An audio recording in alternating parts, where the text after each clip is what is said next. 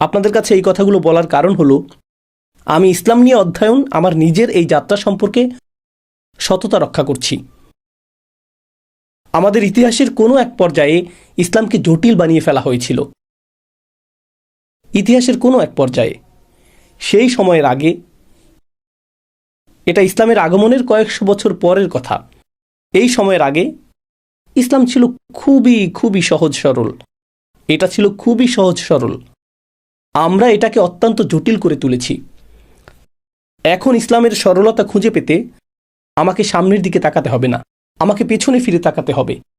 আমি উপলব্ধি করেছি যে এই দিনের সরলতা এবং নির্মলতা খুঁজে পাওয়ার জন্য, এই দিনের প্রকৃত স্বচ্ছতা খুঁজে পাওয়ার জন্য আমি মনে করি যে মুসলিমদের জন্য দুটি বিষয়ে গভীর মনোনিবেশ করা জরুরি। প্রথমত ইতিহাস, ইতিহাসের গভীর পাঠ। দ্বিতীয়ত কোরআনের গভীর অধ্যয়ন, কারণ কোরআন আজ উপেক্ষিত। সত্যি বলছি, কোরআন আজ উপেক্ষিত। আলহামদুলিল্লাহ, আজকে আমরা একটি সূরার কিছু আয়াত নিয়ে আলোচনা করলাম। ইনশাআল্লাহ শীঘ্রই আমরা সূরাটি শেষ করব এবং এই দুটি বিষয়েই আলোচনা সম্পন্ন করব, ইতিহাস এবং কোরআন। এগুলোই আপনাকে প্রদান করে সঠিক দৃষ্টিভঙ্গি, যার উপর অন্য সব কিছু নির্ভর করে, যাতে অন্য সব কিছু বুঝতে পারেন। ইতিহাস নিয়ে আপনার অনুসন্ধিৎসা থাকা উচিত। আবু বকর সিদ্দিক রাদিয়াল্লাহু তাআলা আনহু সম্পর্কে, যিনি রাসূল সাল্লাল্লাহু আলাইহি সাল্লামের সাথে সবচেয়ে বেশি সময় কাটিয়েছেন, কিন্তু নবীজি সম্পর্কে কথা বলেছেন সবচেয়ে কম। কেন? অন্যদিকে আবু হুরায়রা রাদিয়াল্লাহু তাআলা আনহু, যিনি হুদাইবিয়ার পরে খাইবার ইসলাম গ্রহণ করেছিলেন, মাত্র 3 বছর তিনি রাসূল সাল্লাল্লাহু আলাইহি সাল্লামের সান্নিধ্য পেয়েছিলেন, আর সবচেয়ে বেশি হাদিস তিনি বর্ণনা করেছেন। এই পার্থক্যের রহস্য কি? কিভাবে আমি এই পার্থক্যকে বুঝব? সেই 3 বছরে কি ঘটেছিল? মুসলিমদের তখন কি অবস্থা ছিল? এগুলো তো প্রাসঙ্গিক ইতিহাস, আমাকে তা বুঝতে হবে। শুধু এটা বলা যথেষ্ট না যে আমি একটি হাদিস শুনলাম, ক্বালা রাসূলুল্লাহ সাল্লাল্লাহু আলাইহি ওয়াসাল্লাম। ঠিক আছে, তিনি এটা বলেছিলেন, কখন তিনি এটা বলেছিলেন, কারা উপস্থিত ছিলেন, সেখানে কি ঘটছিল, আমাকে আরো বেশি জানতে হবে। এমনকি আপনারা অতি সরলীকৃত যে বিষয়গুলো মাঝে মাঝে শুনেন, যখন প্রেক্ষাপট জানা না থাকে, সেটা বিভ্রান্তিকর। কখনো কখনো এমন কিছু শোনা যায়, জানি না আপনাদের কেমন মনে হয়, আমি বুঝে উঠতে পারি না, সেজন্য আমি প্রশ্ন করি। আলহামদুলিল্লাহ, আমার কিছুটা পরিচিতির সুবাদে আমি আলেমদেরকে সরাসরি জিজ্ঞেস করার সুযোগ পাই। আমি শুধু মেসেজ পাঠাই, ব্যাপারটা মাথায় ঢুকছে না, একদম বুঝতে পারছি না, সাহায্য করতে পারবেন?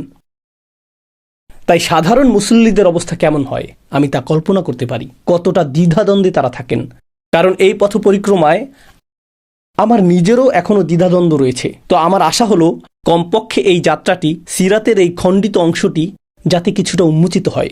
এখানে আমাদের প্রিয় শায়েখ ইয়াসির কাদিকে অনেক দোয়া ও কৃতিত্ব দিতে চাই, যিনি সিরা নিয়ে একটি অবিশ্বাস্য সিরিজ তৈরি করেছেন। এটি প্রায় 1 দশক বা তারও বেশি পুরনো, আর আমি এখানে তার সেই সিরিজ থেকে খণ্ড খণ্ড অংশ শেয়ার করছি। এটি অনেক অনেক বেশি ব্যাপক, এটি বহু বছরের প্রচেষ্টার ফল। তিনি পূর্ণ সময় দিয়ে 3-4 বছর ব্যয় করেছেন এই সিরিজ তৈরি করতে। আল্লাহ তার এই কাজকে সাদাকায়ে জারিয়া বানিয়ে দিন। এটি সত্যি অসাধারণ একটি সিরিজ, এটি একটি অনন্য সম্পদ। প্রায় আমি এর কিছু কিছু অংশ শুনি। হুদাইবিয়ার ঘটনা বোঝার জন্য আমি তার আলোচনাটি আবারও শুনেছি, এরপর ইবনে হিশাম এবং অন্যান্য সিরা গ্রন্থ পড়েছি। আমি আপনাদের সাথে যা আলোচনা করছি আর তিনি যা আলোচনা করেছেন তার পার্থক্য হলো, অনেক সময় তিনি বর্ণনাগুলো সংক্ষেপ করেছেন, আর আমি বর্ণনাগুলো সরাসরি পড়ে আপনাদেরকে অনুবাদ করে শোনাতে পছন্দ করি। কিন্তু সিরাহ সিরিজটি আসলেই অবিশ্বাস্য। আমি মনে করি এটি এমন একটি ধারাবাহিক আলোচনা যা শোনার জন্য আপনার সন্তানকে উৎসাহিত করা উচিত। এই সিরিজটি ইউটিউবে পাওয়া যায়। এটির সুযোগ নেওয়া থেকে আপনারা কোনো কারণেই বঞ্চিত থাকা উচিত না। এমনকি ধীরে ধীরে শুনে এটি শেষ করতে যদি আপনার কয়েক বছর সময় লেগে যায়, এটি রাসূল সাল্লাল্লাহু আলাইহি ওয়াসাল্লামের জীবনের প্রতি আপনার দৃষ্টিভঙ্গিকে সম্পূর্ণ বদলে দেবে। এরপর যা করতে হবে, একদিকে সিরাহ, অন্যদিকে কোরআনের সমন্বিত পাঠ। কারণ কোরআন হলো অন্য ধরনের সিরাহ। বইয়ে প্রাপ্ত সিরাহ হলো মানব প্রদত্ত বর্ণনার সমষ্টি, আর কোরআন হলো আল্লাহর দৃষ্টিকোণ থেকে সেই একই ইতিহাসের বর্ণনা। এটাই আসলে সিরাহ। এটাই রাসূল সাল্লাল্লাহু আলাইহি সাল্লামের 23 বছরের জীবন। এটাই আসলে সিরাহ। এটাই রাসূল সাল্লাল্লাহু আলাইহি সাল্লামের জীবন, তাই না? এটা আসলে এরকম। তাই আপনার কোরআন পড়ার অভিজ্ঞতা আমূল বদলে যাবে যখন আপনি এভাবে পড়বেন। আল্লাহ আমাদের সবাইকে তৌফিক দিন। জাযাকুমুল্লাহ। গতকাল আমি একটি বিষয়ে ভুল বলেছিলাম, সেটা সংশোধন করতে চাই, আর তা হলো উখরা লাম তাকদিরু আলাইহা ক্বাদ আহাতা আল্লাহু বিহা। অনেক চিন্তাবিদ একটি মত পোষণ করেন এবং আমি নিজেও সেটাকে অধিকতর যুক্তিসঙ্গত মনে করি। আল্লাহ যখন বলেছেন অন্য এক ভূমি যা তোমরা এখনো জয় করতে পারোনি, এখনো তা তোমাদের নাগালে আসেনি, লাম তাকদিরু আলাইহা, তাদের যুক্তি হলো এটি মক্কাকেই নির্দেশ করছে। মক্কাই হলো সেই অন্যভূমি যেখানে আমাদের প্রবেশাধিকার ছিল না, কারণ সব সময় আমরা যুদ্ধে জড়িত ছিলাম, মক্কা থেকে বিতাড়িত হয়েছিলাম এবং মক্কায় ফিরে যেতে পারিনি, কিন্তু আল্লাহ সেটা তোমাদের জন্য সংরক্ষিত রেখেছেন। قد أحاط الله بها তাই না? সুতরাং এখানে আল্লাহ তাদেরকে একটি ইঙ্গিত দিচ্ছেন, আর সর্বদা বড় নিদর্শনের আগে ছোট নিদর্শনগুলো আসবে, তাই না? তো এই আসরে আমরা একটি বিষয় বিস্তারিত আলোচনা করব না, কিন্তু ভবিষ্যতে কোনো এক সময় করব। তা হলো তারা সম্মত হয়েছিল যে তোমরা পরের বছর ফিরে আসতে পারবে, কিন্তু পরের বছর তো মক্কা বিজয় হয়নি। তো তখনও সন্ধি চুক্তির অবস্থা বিদ্যমান ছিল, তখনও মুসলিমদের প্রভাবও বাড়তে থাকে, আর রাজনৈতিক পরিস্থিতি এক প্রকার স্নায়ুযুদ্ধের মতো ছিল, তাই না? অর্থাৎ উত্তেজনা ছিল, কিন্তু সরাসরি সংঘর্ষ ছিল না। আর এই অবস্থায় থাকাকালীন রসুল সাল্লাল্লাহু আলাইহি সাল্লাম তাদেরকে চুক্তি মানতে বাধ্য করলেন এবং পরের বছর উমরা করার জন্য মক্কায় ফিরে গেলেন। এটাকে বলা হয় উমরাতুল কাজা। উমরাতুল কাজা অর্থ সেই উমরা যা বাকি ছিল, যেমন নামাজের কাজা করা হয়, তাই না? সুতরাং এটি ছিল আগের বছরের বাকি থাকা উমরা। তো তিনি এসে সেটা পূরণ করলেন এবং 2000 সাহাবী উমরা করলেন। কিছু বর্ণনা অনুযায়ী মানুষজন দরজা বন্ধ করে রেখেছিল, তারা আতঙ্কিত হয়ে পড়েছিল, কারণ মুসলিমরা মক্কার কেন্দ্রে প্রবেশ করে তাওয়াফ করছে। কিন্তু আমি চাই আপনারা একটি বিষয় চিন্তা করুন মুসলিম দৃষ্টিকোণ থেকে, শুধু অমুসলিম কুরাইশদের দৃষ্টিভঙ্গি নয়। তারা তাওয়াফ করছেন, নামাজের সঠিক রীতিনীতি পালন করছেন, কিন্তু তখনও মূর্তিগুলো সেখানে রয়েছে। এটা গুরুতর একটা বিষয়, কারণ নবী সাল্লাল্লাহু আলাইহি সাল্লাম যখন মদিনায় চলে গেলেন, আল্লাহ প্রথম দিকে ওহী নাজিল করলেন যে বাইতুল মুকাদ্দাস এখন আর কিবলা থাকবে না, কাবাই হবে কিবলা, তাই না? সুতরাং আমাদের কিবলা পরিবর্তিত হলো।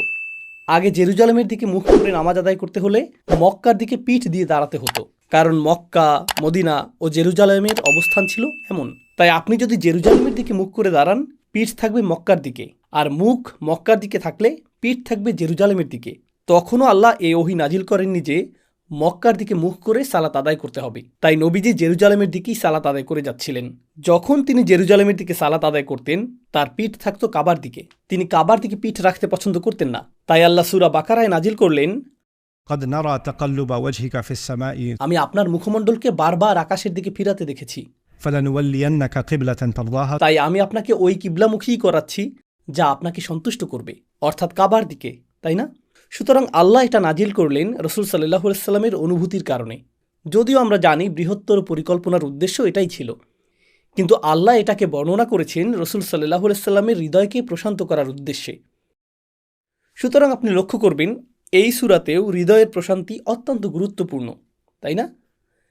এখানে সামরিক বিজয়, রাজনৈতিক কৌশল, সেনাবাহিনী জমায়েত, গোত্রগুলোর মৈত্রী, এসব ভূ রাজনৈতিক আলোচনার মাঝেই চলে আসলো السكينة في قلوب المؤمنين like রাজনৈতিক এই আলোচনার মাঝখানে হৃদয়ের প্রশান্তি সংক্রান্ত আধ্যাত্মিক কথা কেন চলে আসলো? কারণ আমাদের দৃষ্টিভঙ্গি অনুযায়ী, ধর্মনিরপেক্ষ বিবেচনায় বিষয়গুলো একে অপরের থেকে বিচ্ছিন্ন। জীবনের বিভিন্ন অংশ একে অপরের থেকে পৃথক। আপনার পেশাগত জীবন রয়েছে, আপনার কর্মজীবন রয়েছে, আপনার ব্যক্তিগত জীবন রয়েছে, আপনার পারিবারিক জীবন রয়েছে, আপনার বন্ধুত্ব সংক্রান্ত জীবন রয়েছে। আপনার জীবনের এই অংশগুলো পরস্পর থেকে পৃথক, আর আপনি প্রতিটি পরিস্থিতিতে প্রায় ভিন্ন একজন মানুষে পরিণত হন, তাই না? কিন্তু কোরআনের বিবেচনায় এটি জীবন ও পারস্পরিক সম্পর্ককে এইরকম খণ্ডিত, বাক্সবন্দি দৃষ্টিভঙ্গিতে দেখে না। এখানে আমরা একটি রাজনৈতিক পরিস্থিতি নিয়ে আলোচনা করছি, কিন্তু একই সাথে এটি একটি আধ্যাত্মিক অবস্থা, এটি আধ্যাত্মিক বিষয় বটে। সুতরাং আমাদের ধর্মের সবগুলো বিষয়ের একত্রীকরণ ঘটে থাকে, এবং এটি কেবল এই সূরাতেই নয়, বরং জীবনের সকল ক্ষেত্রেই প্রযোজ্য। তো আপনার ব্যবসায়িক জীবন, আপনার পারিবারিক জীবন, বন্ধুদের সাথে কাটানো জীবন, এই সব কিছুই আধ্যাত্মিক অবস্থাও বটে। সব কিছুই। এর মধ্যে কিছু দুনিয়া আর কিছু দিন নয়, না, এর সবই দিন। বাস্তবিক অর্থেই সবই দিন। তো যখন আপনি আপনার বন্ধুদের মাঝে থাকেন, তখন কেউ অন্য কাউকে নিয়ে খারাপ কথা বলা শুরু করলো, আর আপনি বিরত থাকলেন, এমনকি আপনি সেই আলোচনাকে থামিয়ে দিলেন, তখন আপনি আধ্যাত্মিক অবস্থায় রয়েছেন। আপনি তখন একটি ইবাদত সম্পন্ন করেছেন, এবং এই মুহূর্তে সেটি ছিল আল্লাহর স্মরণ। উদাহরণস্বরূপ, কেউ যদি আপনাকে টেবিলের নিচে লেনদেনের মাধ্যমে অবৈধ অর্থ প্রদানের প্রস্তাব দেয়, আর আপনি সেই প্রস্তাব প্রত্যাখ্যান করলেন, যদিও কেউ জানতে পারত না বা কেউ ধরতে পারত না, তাহলে আপনি আসলে আল্লাহর স্মরণে নিয়োজিত রইলেন। যখন কারো গোপন দুর্বলতা আপনার জানা থাকে, আর বর্তমানে মানুষের দুর্বলতা খুঁজে বের করার গোটা একটা সংস্কৃতি চালু হয়েছে, তাই না? মানুষের গোপন তথ্য সংগ্রহ করা। আমার কাছে এই গোপন তথ্য আছে, যদি আমি এটা প্রকাশ করে দিই তাহলে এই ব্যক্তি ধ্বংস হয়ে যাবে। তুমি কি মনে করো আমার কি করা উচিত? তুমিও তো তাকে পছন্দ করো না, তাই না? তাহলে বলো আমি কি করব? আর আপনি বললেন, ভাই তুমি একটা কাজ করতে পারো, তোমার যা ইচ্ছা করো, আমাকে শুধু এটা থেকে দূরে রাখো। এটি আসলে আপনার ভাষায় এ কথা বলারই নামান্তর যে দয়া করে এটা করো, তাই না? কিন্তু এর পরিবর্তে আপনি বললেন, না, তোমার নিজের সাথে এমনটা ঘটুক তা তো তুমি চাও না, তাহলে অন্য কারোর সাথে কেন এমন করবে? লোকটিকে পছন্দ করো বা না করো, যদি তুমি নিজের সাথে এমন আচরণ পছন্দ না করো, তাহলে অন্য কারোর সাথেও সেরকম আচরণ করা উচিত নয়। সুতরাং এই তাকওয়া প্রতিটি পরিস্থিতিকে পরিব্যাপ্ত করে। কিন্তু এই সূরার সমাপনী মন্তব্যগুলোর দিকে মনোযোগ দিলে এর মধ্যকার একটা বিষয় আমি বিস্তারিত উল্লেখ করিনি, তবে আমি ভিতরগত এবং উপরিভাগের প্রশান্তির কথা উল্লেখ করেছি। ভিতরের প্রশান্তি বলতে গভীরে প্রথিত ক্রোধের অনুপস্থিতিকে বোঝায়। কিন্তু যখন তারা বায়াত গ্রহণ করেছিল, যখন তারা মৃত্যুর দিকে এগিয়ে যাচ্ছিলেন, তখন ভয়েরও একটা ব্যাপার ছিল। ভয় মানুষের উপর ছায়া বিস্তার করে থাকে, সেজন্যই মুমিনদের উপর সাকিনা ছায়া বিস্তার করেছিল। على قلوب المؤمنين. সুতরাং ক্রোধের মোকাবেলায় সাকিনা তাদের হৃদয়ের ভেতরে স্থাপন করা হয়েছিল, আর ভয়ের মোকাবেলায় সাকিনা তাদের উপর ঢেলে দেওয়া হয়েছিল, কারণ হত্যার শিকার হওয়ার ভয় তাদের উপর ছায়া বিস্তার করেছিল। এখন আল্লাহ পূর্বে ঘটে যাওয়া ঘটনার প্রতি ইঙ্গিত করছেন।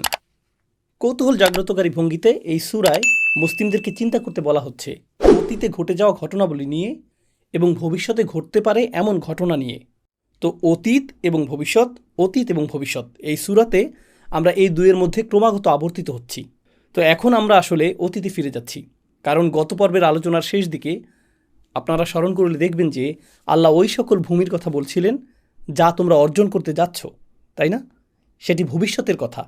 এরপরই তিনি বলতে শুরু করেছেন, তিনি তোমাদের হাতকে তাদের থেকে ও তাদের হাতকে তোমাদের থেকে বিরত রেখেছেন।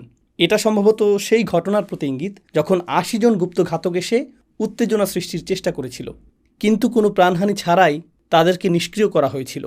যদিও আল্লাহ আয়াতে বলেছেন, من بعد أن أظفركم عليهم من the آية. অর্থাৎ যদিও তাদের উপর তোমরা পূর্ণ থাবা বিস্তার করেছিলে। আপনারা জানেন যখন সিংহ তার শিকারকে তার থাবার নিচে ধরে রাখে, তারা এটা শুধু ধরে রেখেছে, কিন্তু এখনও এটাকে হত্যা করেনি। তো হরিণটি সেখানে রয়েছে আর এটি বলতে থাকে, আমি তো শেষ। আর সিংহটি ঠান্ডা মাথায় বসে যেন বলতে থাকে, আমি তোমার মাথায় কামড় বসিয়ে দেব ঠিকই, তবে এক্ষুনি না। তো আল্লাহ এই ধরনের দৃশ্যই বর্ণনা করেছেন যখন মুসলিমরা সেই গুপ্ত ঘাতক এবং দুর্বৃত্তদের গ্রেপ্তার করেছিল, আর তারা মূলত আমাদের থাবার নিচেই ছিল। এরপর আমরা তাদের মুক্ত করে দিয়েছিলাম, তাই না? আর তাদেরকে মুক্ত করে দেওয়ার পর সেই ক্রোধের সৃষ্টি হয়েছিল যে কেন আমরা তাদেরকে ছেড়ে দিলাম। তো আল্লাহ মূলত যুদ্ধে যেতে আগ্রহী লোকদের প্রতি সহানুভূতি প্রকাশ করেছেন। هم الذين كفروا. তারাই কুফরি করেছে। বড় একটি দল কিভাবে সহিংসতায় রূপ নিতে পারে এ বিষয়ে আমরা গত পর্বে আলোচনা করেছি। বড় একটি দলের সহিংস হয়ে ওঠার জন্য একটি অগ্নিস্ফুলিঙ্গই যথেষ্ট, তাই না? তাই আইনি পরিভাষায়, এমনকি প্রাথমিক স্তরের সাংবিধানিক আইন বা আমেরিকার ইতিহাস পড়লেও আপনি জানবেন যে ভিড়ে ঠাসা হলরুমে আগুন বলে চিৎকার করা একটা অপরাধ, তাই না? আপনি এই বিষয়টা শুনে থাকবেন। এটা একটা অপরাধ, কারণ আপনি মানুষকে আতঙ্কিত করেছেন। মিথ্যা সতর্কতা সৃষ্টির ফলে মানুষ ছত্রভঙ্গ হয়ে ছুটাছুটি করে মৃত্যু মুখে পতিত হতে পারে। তো যখন আপনি বিশৃঙ্খলা সৃষ্টি করবেন, এর ফলে অনেক মানুষ মারা যেতে পারে। সুতরাং যে কোনো মুহূর্তেই এই বিশৃঙ্খলা ছড়িয়ে পড়তে পারত। যখন তারা হুদায়বিয়াতে পৌঁছলেন, তাদের আক্রান্ত হওয়ার উপক্রম হয়েছিল। হুদায়বিয়ার আগেও তাদেরকে হত্যা চেষ্টা করা হয়েছিল। খালিদ ইবনে ওয়ালিদ রাদিয়াল্লাহু তাআলা আনহু অপেক্ষা করছিলেন পরবর্তী নামাজের, যাতে নামাজ পড়ার সময় তিনি তাদের উপর আক্রমণ করতে পারেন। এরপর হুদায়বিয়ায় পৌঁছাতে তাদেরকে সেই অনির্ভরযোগ্য রাস্তা ধরতে হয়েছিল। তারপর যখন আপোষ মীমাংসা শুরু হলো, রাসূল সাল্লাল্লাহু আলাইহি সাল্লামকে অপমান করা হচ্ছিল।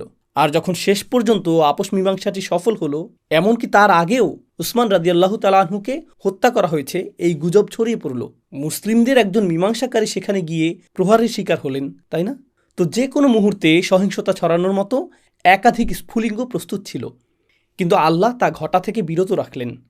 আর শেষ পর্যন্ত তারা যখন বাস্তবিকই যুদ্ধের জন্য প্রস্তুত, ঠিক সেই মুহূর্তে উসমান রাদিয়াল্লাহু তাআলা আনহু সঠিক সময় ফিরে এলেন। কল্পনা করুন যে তিনি যদি 2 মিনিট দেরিতে এসেছেন, হয়তো 3 জন ব্যক্তি তাকে দেখতে পেতেন, বাকি 1400 জন তাকে দেখতেন না। তারা গিয়ে পুরো দমে যুদ্ধ শুরু করে দিতেন, তাই না? ফলে সেখানে সহিংসতা ছড়িয়ে পড়তে পারত। তাই আল্লাহ মুসলিমদের বিস্ফোরণের প্রান্তে নিয়ে যেতে থাকেন, আবার টেনে আনতে থাকেন। আবার প্রান্তে নিয়ে যান, আবার টেনে আনেন, আবার প্রান্তে নিয়ে যান, আবার টেনে আনেন। আমার শৈশবের জীবনের বড় একটা অংশ কেটেছে কার্টুন দেখে। আপনারা হয়তো এরকম কার্টুন দেখেছেন যেখানে টিএনটি থাকে আর তা শব্দে বিস্ফোরক বস্তুর কাছে পৌঁছায়, তা বারবার প্রান্তে পৌঁছে আবার নিভে যায়, তারপর আবার أطفأها الله. আল্লাহ তা নিভিয়ে দিতে থাকেন, তাই না? যদিও আল্লাহ প্রতিবারই তা নিভিয়ে দিয়েছেন, এর মানে এই নয় যে মক্কার কাফেররা শাস্তির যোগ্য না। তারা এর যোগ্য। তারাই কুফরি করেছে, তারাই পশুগুলোকে থামিয়ে দিয়েছে। والهدي معكوفا أن يبلغ محله عند. গতকাল আমি আপনাদের সাথে শেষ যে বিষয়ে কথা বলেছিলাম তা হলো মক্কাতে গোপন মুসলিমদের উপস্থিতি এবং সম্ভাব্য মুসলিমদের অস্তিত্ব, যা মুসলিমদের চিরদিন শেখায় আমরা জানি না কে সেই গোপন মুসলিম, আর নিশ্চিতভাবেই আমরা জানি না যে কে সম্ভাব্য মুসলিম।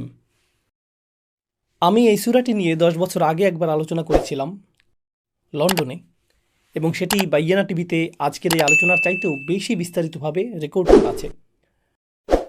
তখন বিরতির সময় এক বোন এসে ইসলাম গ্রহণ করলেন এবং প্রোগ্রামে অংশগ্রহণ করতে থাকলেন।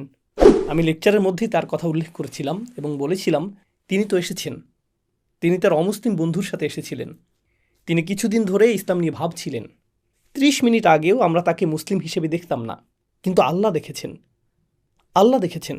খ্রিস্টানরা অন্য এক সময় আরও আগে নবী সাল্লাল্লাহু আলাইহি সাল্লামের সাথে দেখা করতে এসেছিলেন।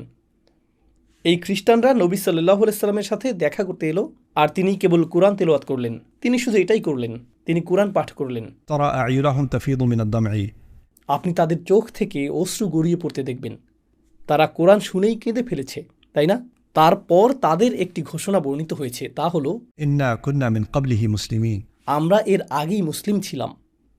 কোরআনে তাদের উক্তি এটাই, আমরা এর আগেই মুসলিম ছিলাম, অর্থাৎ আল্লাহর দৃষ্টিতে এবং তাদের অন্তরে তারা ইতিমধ্যেই ইসলাম ধারণ করেছিল।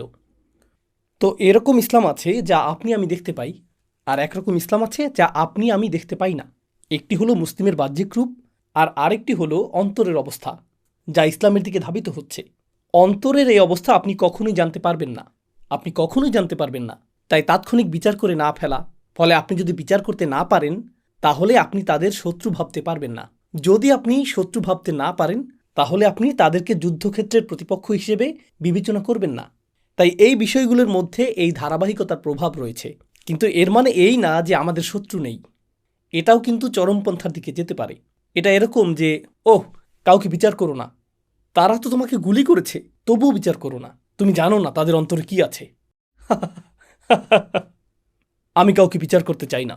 না না না না, আমরা তো রীতি বিরুদ্ধ কেউ না, আমরা তা না, সবাই একরকম। ব্যাপারটা এমন না, সবার উপর একই রকম বিচার প্রযোজ্য না। তবে এমন কিছু ব্যক্তি আছে যাদের বিচার হবে, আর কিছু পরিস্থিতি আছে যেগুলোর বিচার করতে হবে। সূরা মুমতাহিনায় এমন একটি পরিস্থিতির কথা বলা হয়েছে। মনে আছে এর আগে আমি সূরা মুমতাহিনার কথা বলেছিলাম? কিছু নারী মক্কা থেকে মদিনায় পালিয়ে এসেছিলেন এবং কিভাবে তাদেরকে সমাজে পুনর্বাসিত করা হয়েছিল, তাই না? তাদেরকে দ্রুত বিয়ে দিয়ে দেওয়া হয়েছিল। মুসলিমরা তাদের আগের স্বামীদেরকে অর্থ প্রদান করেছিলেন এবং তাদেরকে দ্রুত বিয়ে দেওয়া হয়েছিল, যা বিস্ফোরকও বটে। তারা মুশরিকদের সাথে বিবাহ বন্ধনে আবদ্ধ ছিলেন, কিন্তু এটা তাদের চরিত্রে দাগ দেয়নি। এতে কি সমস্যা? আজকাল এটাকে কিভাবে বলা হয় জানেন? তুমি তো অনেক বোঝা নিয়ে এসেছ, তাই না? কোনো বোঝা নেই, ইসলাম সব কিছু মুছে দেয় এবং এতে কোনো সমস্যা নেই। এই নারীদের বিয়ে করা সম্মানজনক, তাই না? তো এই সূরার অংশ ছিল يا أيها الذين آمنوا لا تتخذوا عدوي وعدوكم أولياء. সূরার শুরুতেই বলা হয়েছে, হে ঈমানদারগণ, তোমরা আমার শত্রু ও তোমাদের শত্রুকে আউলিয়া বানিও না। আউলিয়া শব্দটি সম্পর্কে আমি আগেই আপনাদেরকে বলেছি, তাই না? মিত্র, ঘনিষ্ঠ বন্ধন। শত্রুদের সাথে মিত্রতা করো না। সূরার প্রথম আয়াতে আল্লাহ এটাই বলেছেন। এটি গুরুত্বপূর্ণ কারণ এই সূরা নাজিল হয়েছিল হুদাইবিয়ার পর। সূরাটি এর পরে, ঠিক আছে? মূলত সূরাটি নাজিল হয়েছিল নবীজির মক্কা বিজয়ের ঠিক প্রাক্কালে, সাল্লাল্লাহু আলাইহি ওয়াসাল্লাম। কোরআন শত্রু সম্পর্কে কথা বলতে এত সময় পর্যন্ত কেন অপেক্ষা করল? আপনি ভাবতে পারেন আল্লাহর শত্রুদের সম্পর্কে সূরা নাজিল হওয়ার কথা ছিল যখন আমরা যাচ্ছিলাম বদরে বা উহুদে অথবা আহজাবে, তাই না? তখনই তো শত্রু শব্দটি শোনার কথা ছিল। কিন্তু আপনি যাচ্ছেন মক্কার দিকে। এখন আপনি মক্কা জয় করতে চলেছেন। তাদের সাথে এখন তো আর কোনো মিত্রতার প্রয়োজন নেই। আর আমরা সবাই জানি মক্কা বিজয় মোটা দাগে একটি শান্তিপূর্ণ অভিযান ছিল, তাই না? যদিও এটি ছিল সামরিক অগ্রযাত্রা, কিন্তু কোনো যুদ্ধ সংঘটিত হয়নি। তো এটি ছিল মূলত মক্কার শান্তিপূর্ণ দখল, তাই না? কিন্তু আল্লাহ তখনও শত্রু শব্দটি ব্যবহার করেছেন, যা অস্বাভাবিক। কারণ আমরা শত্রু শব্দটি আশা করতাম যুদ্ধের পরিস্থিতিতে, আর তিনি যুদ্ধহীন পরিস্থিতিতে এটি ব্যবহার করলেন। কেন? কারণ যদিও আপনি শান্তিপূর্ণ অবস্থায় রয়েছেন, আপনার জানা উচিত কারা আপনার শত্রু ছিল এবং আপনার সতর্কতা হ্রাস করা উচিত না। তাদের অন্তরে ঈমান আছে কি না তা আমাদের বিচার করাটা আলাদা বিষয়। কিন্তু কেউ যদি ফেরাউন হয়, ফেরাউনের অন্তরে সামান্য ঈমান আছে কি নেই তা বিচার করা আমার কাজ নয়। কিন্তু যদি সে ফেরাউনের মতো আচরণ করে বা ফেরাউনের মতো আচরণ করে থাকে, তাহলে আমি সতর্কতার সাথে অগ্রসর হব, আর তাকে আমি এখনও শত্রু হিসেবেই দেখব। এমন পর্যায়ে যে আমি তাকে মিত্র বানাবো না, আমার পেছনে ঢাল হিসেবে। তার হাতে বন্দুক আছে, আর আমি ভাবছি সে আমার পিছনে শত্রুর উদ্দেশ্যে গুলি করবে, কিন্তু সে হয়তো আমার মাথার পেছনেই গুলি করবে। আমি এটা করতে পারবো না, আমি অতি সরল হতে পারবো না। তো সূরা মুমতাহানার সাথে হাতিব ইবনে বালতার সেই ঘটনা জড়িত। ইনশাআল্লাহ শীঘ্রই আমি আপনাদেরকে ঘটনাটি বলবো।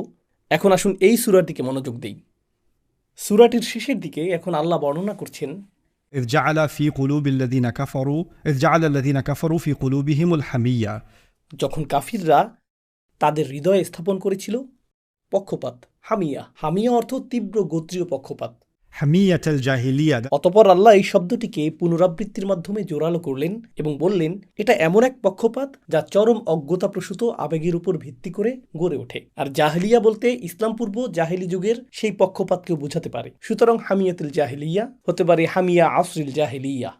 এটা কি নির্দেশ করছে?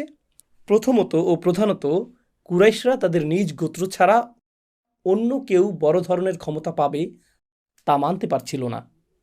সুতরাং এটা তাদের গোত্রীয় অহংকারের বিষয় ছিল, যা তারা লালন করত। বরং তারা মুসলিমদেরকেও অহংকারী বানিয়ে উত্তেজিত করতে চাইছিল। তারা যে কোনো উপায়ে মুসলিমদের উত্তেজিত করার চেষ্টা করছিল।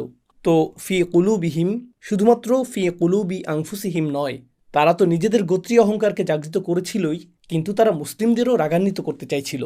তারা চাইছিল মুসলিমরা যেন কোনো ধরনের ভুল বা সীমালঙ্ঘনে জড়িয়ে পড়ে। কারণ মুসলিমরা যদি কোনো সীমালঙ্ঘনে জড়িয়ে পড়ত, তাহলে তারা বলার অধিকার অর্জন করত যে আমরা আত্মরক্ষার অধিকার প্রয়োগ করেছি, তাই তোমাদেরকে হত্যা করেছি। তাই তারা মুসলিমদের উত্তেজিত করতে চাইছিল, যাতে মুসলিমরা কোনো ভুল পদক্ষেপ নেয় এবং তারা তাদের আচরণকে ন্যায্য প্রমাণ করতে পারে। সিরাতের শুরুতেও তারা এটাই করছিল। যখন রসুল সাল্লাল্লাহু আলাইহি সাল্লামের দাওয়াত দ্রুত ছড়িয়ে পড়ছিল, তখন কুরাইশরা রাস্তায় মুসলিমদের মারধর করা, নির্যাতন করা ও প্রকাশ্যে মক্কার মুসলিমদের বিরুদ্ধে সহিংসতা শুরু করেছিল, তাই না? কিন্তু মক্কায় যা ঘটেছিল তা নিয়ে কোরআনের অন্য জায়গায় আল্লাহ মন্তব্য করেছেন। আল্লাহ বলেছেন, তোমাদেরকে বলা হয়েছিল كفوا أيديكم. তোমাদের হাতকে সংযত রাখো, কাফেরদের বিরুদ্ধে সহিংস প্রতিরোধ থেকে বিরত থাকো। তো মক্কায় মুসলিমদের জন্য একটি নীতি ছিল, পাল্টা আঘাত করো না, শুধু বাণী প্রচার করো, এই বাণীতে আপোষ করো না। বিলাল লড়াই করতে সক্ষম ছিলেন রাদিয়াল্লাহু আনহু। বিলাল যুদ্ধ করেছেন, তিনি যুদ্ধে পারদর্শী ছিলেন, কিন্তু মক্কায় তিনি শুধু বলতেন আহাদ আহাদ। তিনি পাল্টা আঘাত করেননি। কেন করেননি? পাল্টা আঘাত করা তো মানুষের স্বাভাবিক প্রবৃত্তি। কেন পাল্টা আঘাত করেননি? এর কারণ ছিল কুফু আইদিয়াকুম। তখন আল্লাহর নাজিলকৃত একটি নীতি অনুসৃত হচ্ছিল, যা সম্পর্কে পরবর্তীতে আল্লাহ মদিনাতে উল্লেখ করেছেন, যা হলো তোমাদের হাত সংযত রাখো, অহিংস থাকো। মক্কায় নীতি ছিল অহিংস থাকো। এতে অনেক প্রজ্ঞা নিহিত রয়েছে। কারণ মুসলিমরা যদি সহিংস হতো, ওমরের কথা কল্পনা করুন, যিনি অত্যন্ত সক্ষম ছিলেন। তিনি সিদ্ধান্ত নিলেন যে রসুল সাল্লাল্লাহু আলাইহি সাল্লামের সাথে যে কেউ বেয়াদবি করলে তার মাথা উড়িয়ে দিবেন বা উচিত শিক্ষা দিবেন। যদি তিনি তা করতেন, কুরাইশরা ন্যায্যতা দাবি করে বলতো, দেখো আমরা বলেছিলাম এই মুসলিমরা খুনি, তারা শুধু একটি ধর্মপ্রচারই করছে না, তারা তোমাদের হত্যা করতে এসেছে। দেখো এই লোকটি খুন হয়েছে। তারা বলবে না যে কি ঘটেছিল এবং এর ফলে কি ঘটেছে। তারা পেছনের গল্প বলবে না, শুধু নিজেদের সুবিধা মতো গল্প তৈরি করবে। কাফিররা গল্প বানানোতে ওস্তাদ। هماز مشاء بنميم. নবী সাল্লাল্লাহু আলাইহি সাল্লামকে আগেই বলা হয়েছিল এরা অপপ্রচার চালাতে খুব পারদর্শী। হাম্মাজিন মাশা ইম বিনামিম বলতে এটাই আসলে বোঝায়। তাই না? তারা ঘুরে ঘুরে আপনার সমালোচনা করে বেড়ায়, আপনার বিরুদ্ধে গুজব কেলেঙ্কারি ছড়িয়ে বেড়ায়। তো আপনি যদি 1 ইঞ্চি সুযোগ দেন, তারা এটাকে 1 মাইল বানিয়ে ছাড়বে। আপনি তাদেরকে একটি পেরেকের সমান ছিদ্র দিন, তারা এটাকে গভীর খাদে পরিণত করবে। তাই না? তো প্রথমেই এটা ছিল এক ধরনের প্রোপাগান্ডা যুদ্ধ। এর মূল উদ্দেশ্য ছিল মুসলিমদের এমনভাবে ক্ষুব্ধ করা যাতে তারা আল্লাহর নির্দেশের বিপরীত কিছু করে ফেলে। আর সংযত থাকার এই দিনগুলো মক্কায় বেশ আগেই শেষ হয়ে গিয়েছিল। অতঃপর আমরা মদিনায় চলে গেলাম এবং আল্লাহ অবশেষে বললেন, আল্লাযীনা, যারা নির্যাতিত হয়েছে তাদেরকে এখন পাল্টা আঘাত করার অনুমতি দেওয়া হলো। তো এখন আমরা বদরে লড়াই করলাম, ওহুদে লড়াই করলাম, এখন আমরা লড়তে পারি, এখন আমরা সামরিক শক্তি, আর নীরবে সহ্য করব না।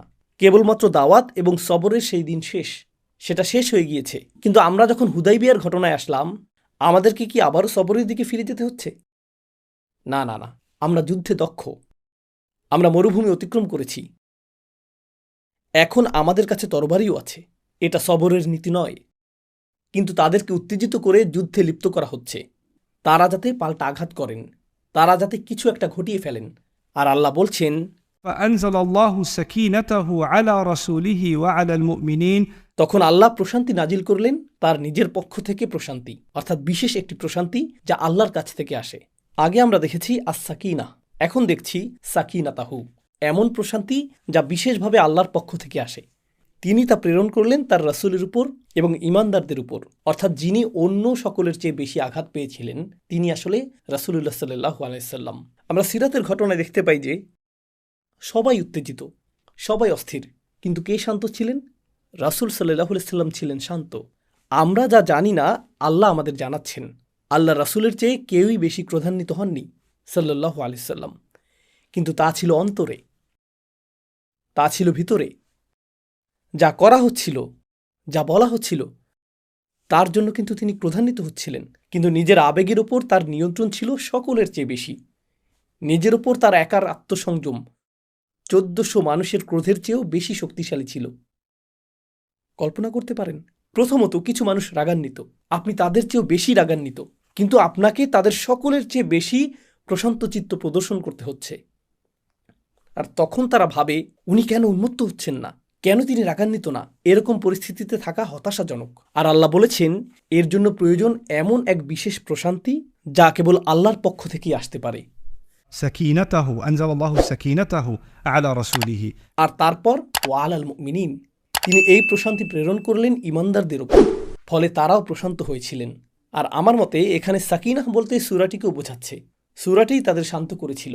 আপনি যদি সিরাতের বর্ণনা পড়েন, কেউ শান্ত হচ্ছিলেন না। হ্যাঁ, তারা অনিচ্ছা সত্ত্বেও নীরবে রাসূল সাল্লাল্লাহু আলাইহি সাল্লামের আনুগত্য করছিলেন। তিনি পশু কুরবানি করা এবং মাথা মুন্ডন করার পর, কিন্তু পরিবেশে তখনও রাগ ও হতাশা বিরাজ করছিল। কোনো সাকিনাহ ছিল না যতক্ষণ না কোরআন নাজিল হলো। আর তারপর তওবাত নাফসুহু, সিরাতের বর্ণনায় ওমর রাদিয়াল্লাহু তাআলা আনহুকে যেভাবে বর্ণনা করা হয়েছে, সূরাটি নাজিল হওয়ার পর তার অন্তর প্রশান্ত হলো। তো এখন وألزمهم كلمة التقوى এই শব্দগুলো খেয়াল করুন। আল্লাহ আমাদেরকে তাকওয়ার বাণীতে সুদৃঢ় করলেন। এটা কিছুটা অস্পষ্ট। তিনি তাদেরকে তাকওয়ার বাণীতে সুদৃঢ় করলেন, তাদের যুদ্ধ না করা, তাদের সংযত থাকা, রাসূল সাল্লাল্লাহু আলাইহি সাল্লামের আদেশ নীরবে মেনে নেওয়া, সেখানেই পশু কুরবানি করা এবং কুরাইশদের খাবার জন্য সেই পশুর মাংস প্রেরণ করা, এরপর তাদের নীরবে ফিরে যাওয়া, তাদের এমনকি কাবাঘর দেখতে না পাওয়া। শুধু সমবেদনা সহকারে বিষয়টা চিন্তা করুন, কারণ সহানুভূতি অর্জন কষ্টসাধ্য ব্যাপার। আমরা ১৫০০ বছর আগের ঘটনা পড়ছি, ঐতিহাসিকভাবে বেশ দূরত্বে থাকা মানুষদের গল্প। যদিও আমরা তাদেরকে অত্যন্ত ভালোবাসি এবং সম্মান করি, সেই পরিস্থিতি যথাযথভাবে উপলব্ধি করা আপনার জন্য কঠিন। এক্ষেত্রে আমি একটা উদাহরণ দিতে চাই। ধরুন আপনি ইন্দোনেশিয়ার মতো কোনো দেশে থাকেন। আমেরিকানদের জন্য হজ করা বেশ সহজ, তারা চাইলেই হজে যেতে পারে। শুধু হজ গ্রুপ জোগাড় করুন, আবেদন করুন, এখানে যথেষ্ট সুযোগ রয়েছে, আপনি সহজেই যেতে পারবেন। আর এই বছর না যেতে পারলে পরের বছর আপনি যেতে পারবেন। কিন্তু সর্ববৃহৎ মুসলিম সংখ্যাগরিষ্ঠ দেশ ইন্দোনেশিয়াতে তারা যখন ইচ্ছা হজে যেতে পারে না, তাদেরকে আবেদন করতে হয়, লম্বা সময় ধরে অপেক্ষা করতে হয়। একজন 18-19 বছরের তরুণ যদি আবেদন করে, সে হয়তো 40 বছর বয়সে সুযোগ পাবে, সেটাও ঘটতে পারে, সে হয়তো একটি সুযোগই পাবে, এটাই। তো অবশেষে এবার সে হজে যাচ্ছে, বছরের পর বছর সঞ্চয় করে 40 বছর বয়সে সে হজে যাচ্ছে, এত বছর পর। এরপর সে বিমানে উঠল, অত্যন্ত উত্তেজিত। সে সৌদি আরব পৌঁছল। অত্যন্ত উত্তেজিত। তারপর সে জেদ্দায় অবতরণ করল। এর আগে মিকাতের আনুষ্ঠানিকতা শেষ হলো। সে ইহরাম পরল। সব কিছু প্রস্তুত। তারা দুয়ার ছোট বই হাতে পেল। ইন্দোনেশিয়ানরা দলবদ্ধভাবে হজ করে। সেখানে তারা কনুইয়ের সাথে কনুই মিলিয়ে চলে, তাই না? তো তাদের কনুইয়ের চর্চা সম্পন্ন হলো, অনুশীলন সম্পন্ন, সব কিছু প্রস্তুত। তারা জেদ্দায় রয়েছেন। আর ঘোষণা আসলো, ইন্দোনেশিয়ানদের সকল হজ ভিসা বাতিল করা হলো। আপনাদেরকে এখনই ফেরত যেতে হবে। তারা গাড়িতে যাচ্ছেন। লাব্বাইক আল্লাহুম্মা লাব্বাইক, লাব্বাইক লা শারীকা লাকা লাব্বাইক। আপনি এত দূরের পথ পাড়ি দিলেন আর আপনি কাবার স্তম্ভগুলো দেখতে পাচ্ছেন। ঠিক তখনই পুলিশ আপনাকে থামিয়ে দিল এবং বলল, ফেরত যাও, এখানে থাকতে পারবে না, কোনো ব্যাখ্যা নেই, শুধু ফেরত যাও। এই বেদনার কথা কল্পনা করুন, এই হতাশার যন্ত্রণা। আমরা কি ধরনের বিষয়ের কারণে সবর হারাই? আমরা কি ধরনের বিষয়ের কারণে সবর হারাই? ফ্লাইট 3 ঘন্টা দেরি হয়েছে, এসি কাজ করছে না, তাই না? হ্যাঁ, ফ্রিজ থেকে অরেঞ্জ জুসটি কে নিয়ে গেল? আস্তাগফিরুল্লাহ। এই সমস্ত কারণেই আমরা সবর হারাই। কিন্তু এই মানুষগুলোর সবরের মাপকাঠি সম্পূর্ণ ভিন্ন, যা এখানে পরীক্ষা করা হয়েছে। তারা হুদাইবিয়ায় যাননি বিমানের বিজনেস ক্লাস সিট অথবা বিশেষ সুবিধাযুক্ত ইকোনমি ক্লাস সিট নিয়ে।